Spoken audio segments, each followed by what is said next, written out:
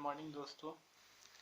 आज मैं आपके साथ टाइम एंड डिस्टेंस के कुछ ट्रिक्स शेयर करूंगा, लेकिन उससे पहले मैं आपको एक बात बता दूं कि ट्रिक्स इम्पॉर्टेंट तो होते हैं टाइम बचाने के लिए, लेकिन उसके साथ साथ कॉन्सेप्ट भी आना चाहिए।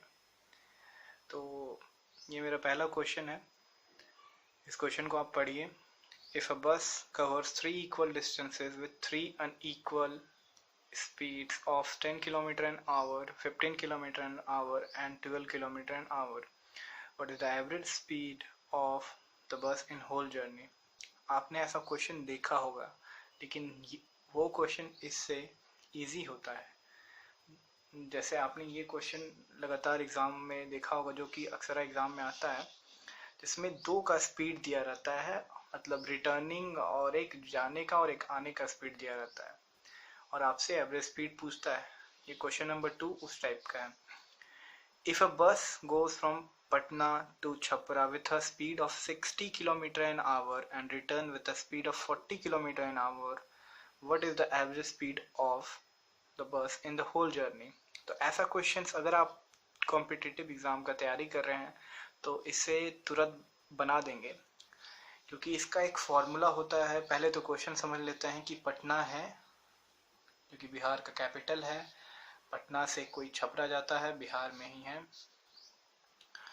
और छपरा से वापस आता है कोई एक बस है।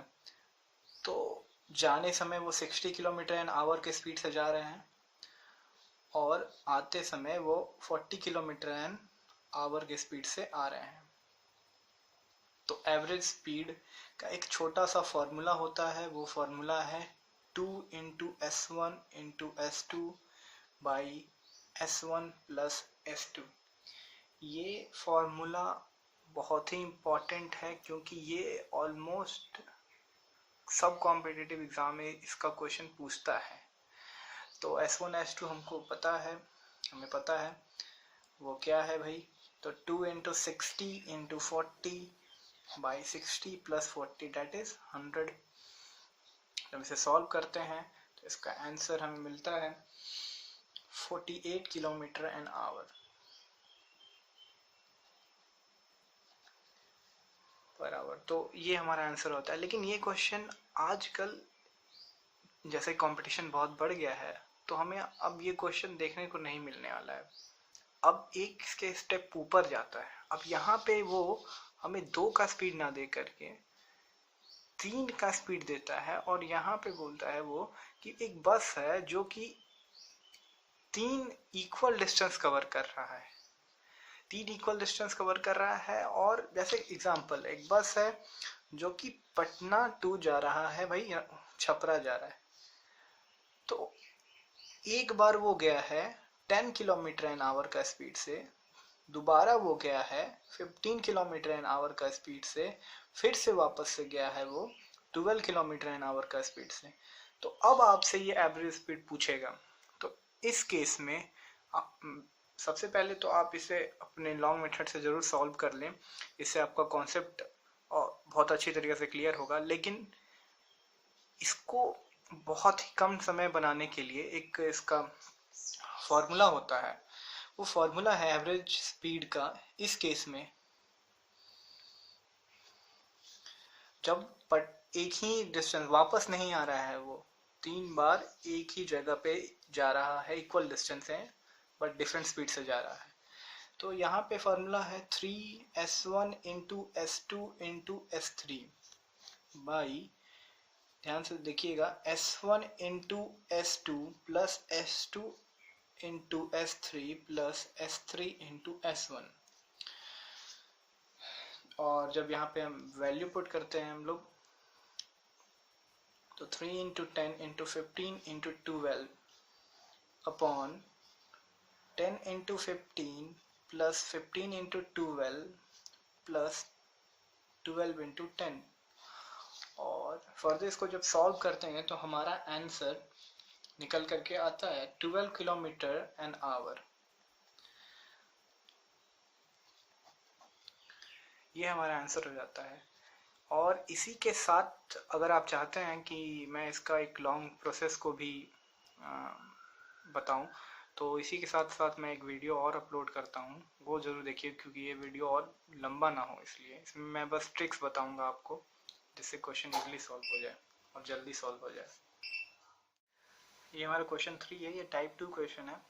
इस वीडियो में मैं आपको ट्रिक्स बताने वाला हूँ टाइम एंड डिस्टेंस के, और ये वैसे क्वेश्चन हैं जो एग्ज़ाम में आते हैं, और अगर आप ट्रिक नहीं जानते हैं इसके, तो आपको 2 से 3 मिनट्स इससे सॉल्व करने में लग जाएंगे। ऊपर से कैलकुलेशन मिस्टेक होते हैं, ये तो होते हैं, तो पूरा का पूरा क्वेश्चन को ही ले जाते हैं। और अगर आपको इनके ट्रिक्स आते हैं तो 30 सेकेंड, विद इन 30 सेकेंड से क्वेश्चन सॉल्व होगा, और एक्यूरेसी 100% रहने वाला है। तो क्वेश्चन समझते हैं पहले। अ स्कूटरिस्ट कवर्स अ डिस्टेंस, कोई एक स्कूटर चलाने वाला है, डिस्टेंस कवर करता है इन 10 hours. If he covers half of the distance with the speed of 20 km/h and rest of half with the speed of 24 km/h, what is the total distance covered by him? तो यहाँ बोल रहा है कोई एक व्यक्ति है जो कि स्कूटर पे बैठा हुआ है, कोई एक इंसान जो कि स्कूटर पे बैठा हुआ है, वो किसी डिस्टेंस को 10 आवर्स में कंप्लीट करता है, लेकिन 2 फेज में। पहला फेज में वो 21 km/h का स्पीड से चलता है,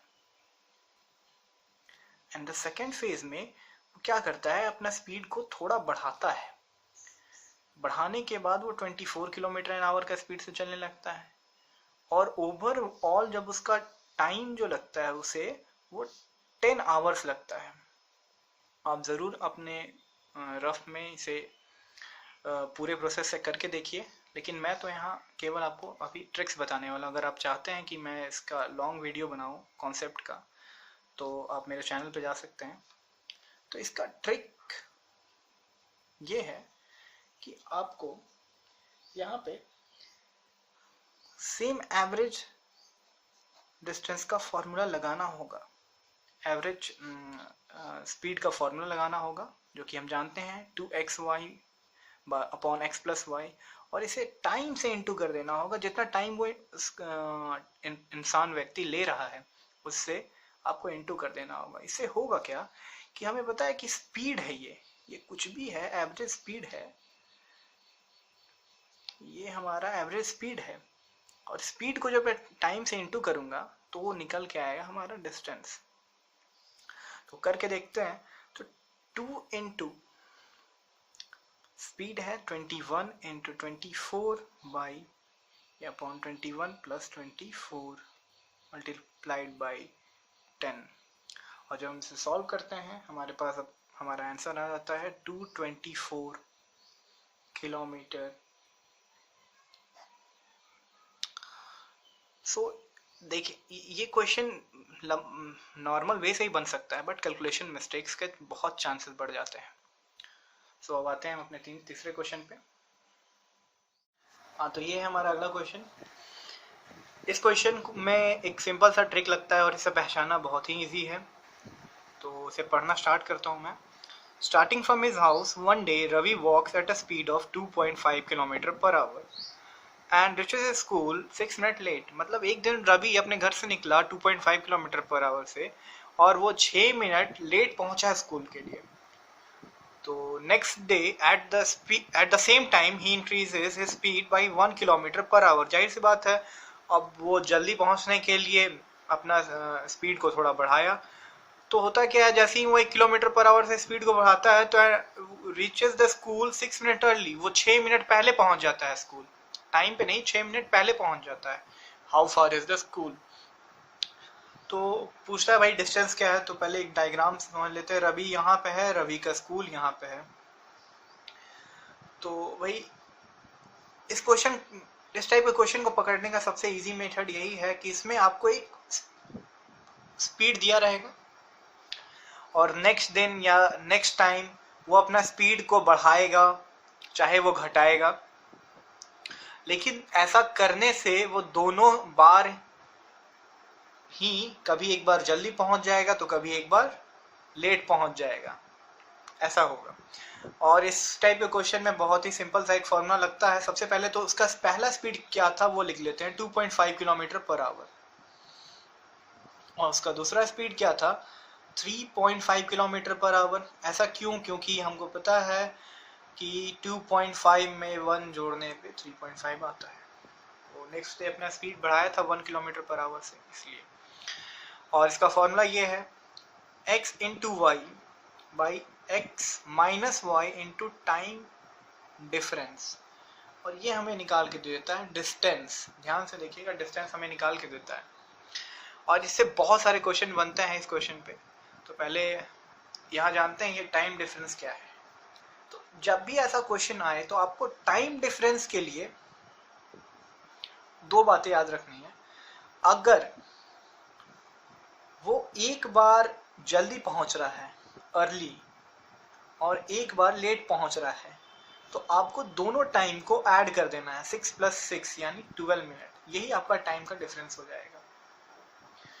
फिर अगर वो एक बार अर्ली पहुंच रहा है, दोबारा भी वो अर्ली पहुंच रहा है, तो उस केस में आपको सब्ट्रैक्ट करना होगा जो भी वैल्यू दिया रहेगा।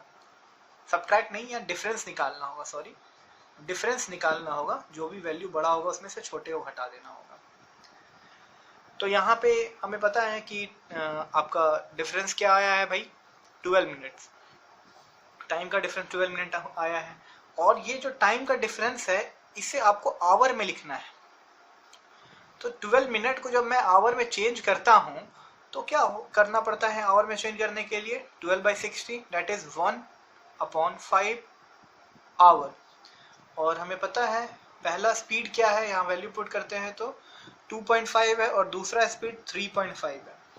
और दोनों का डिफरेंस 1 ही आएगा, जाहिर सी बात है। और टाइम का डिफरेंस हमारा 1/5 आवर है। और जब हम इसे सॉल्व करते हैं तो हमारे पास आंसर 1.75 निकल के आ जाता है। डिवाइड अपॉन 5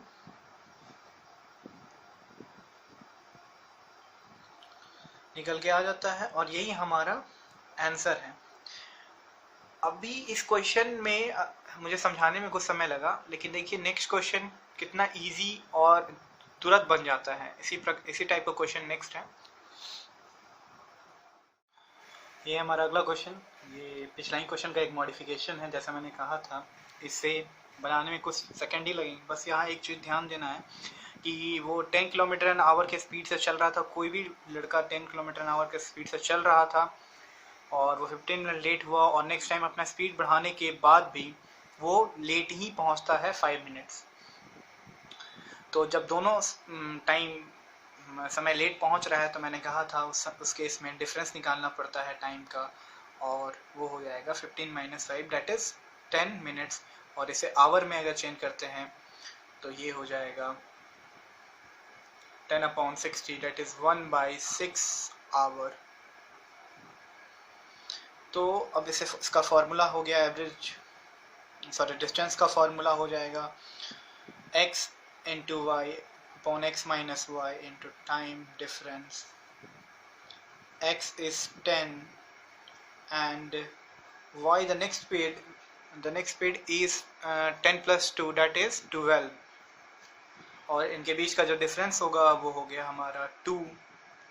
टाइम का डिफरेंस 1/6, और इसे हम सॉल्व करते हैं तो हमारा आंसर निकल करके आ जाता है 10 किलोमीटर।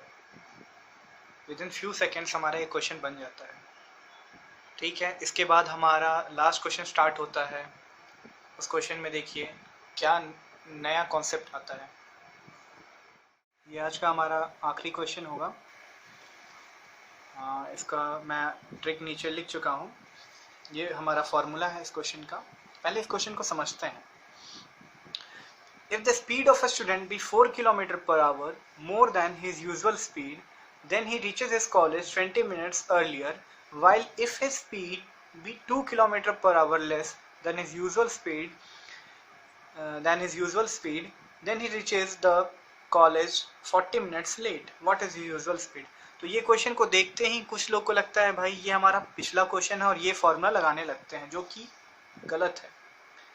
क्योंकि हमारे पिछले क्वेश्चन में जैसा कि आप देख रहे हैं, हमारे पास वो जो रवि नाम का लड़का था, उसके पास एक फिक्स्ड स्पीड था, फिक्स्ड वैल्यू था 2.5 किलोमीटर पर आवर का, और यहाँ हमारे पास फिक्स्ड वैल्यू नहीं है। और नेक्स्ट टाइम भी अगर रवि अपना स्पीड को जब बढ़ा रहा था तो वो भी हमें एक फिक्स्ड वैल्यू ही मिल रहा था, 3.5 kilometre per hour.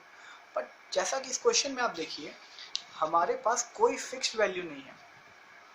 4 kilometre per hour more than is usual speed, और उसका यूजुअल स्पीड कुछ भी हो सकता है, एक्स वाई जेड, उससे वो 4 किलोमीटर मोर चल रहा है पर आवर। तो इसका फॉर्मूला ये रहा हमारे पास, S1 into S2 T1 whole T1 plus T2, S1 into T2 minus S2 into T1। तो यहाँ मैं लिख देता हूँ S1 का वैल्यू ताकि आपको कंफ्यूजन ना हो। S1 हमारा 4 किलोमीटर पर आवर है, S2 हमारा 2 किलोमीटर पर आवर है, T1 हमारा 20 मिनट्स है, T2 हमारा 40 मिनट्स है। और इस क्वेश्चन में हमें ज़रूरत भी नहीं है कि हम अपने टाइम को आवर में चेंज कर दें। क्यों? क्योंकि इस केस में आप देख रहे होंगे कि यहाँ टाइम रेशियो में है, तो उससे कोई फ़र्क नहीं पड़ता है। और ये फॉर्मूला हमारा यूजुअल स्पीड का है, ना कि एवरेज स्पीड का है, जो कि हमसे पूछा जा रहा है। ठीक है, तो हम क्वेश्चन को फर्दर सॉल्व करते हैं। तो यहाँ पे पहला स्टेप तो न्यूमरेटर में लिख चुका हूँ। डिनोमिनेटर में S1 इंटू T2, S1 हमारा 4 है, T2 हमारा 40 है, माइनस S2 इंटू T1 यानी 2 इंटू 20। और जब मैं इसे आगे सॉल्व करता हूँ तो हमारा answer 4 kilometre per hour solve होकर के आ जाता है। तो देखिए, ये क्वेश्चन हाँ नॉर्मल मेथड से बन सकता था, और हाँ बनता भी है, लेकिन अगर आप किसी कॉम्पिटिटिव एग्ज़ाम में बैठे हैं तो उसे इस क्वेश्चन को बनाने में 3 मिनट्स तो लग ही जाएंगे। और इस ट्रिक से अभी तो मुझे समझाने में समय लगा, लेकिन आप 30 से 40 सेकेंड्स के अंदर ये क्वेश्चन को बना देंगे।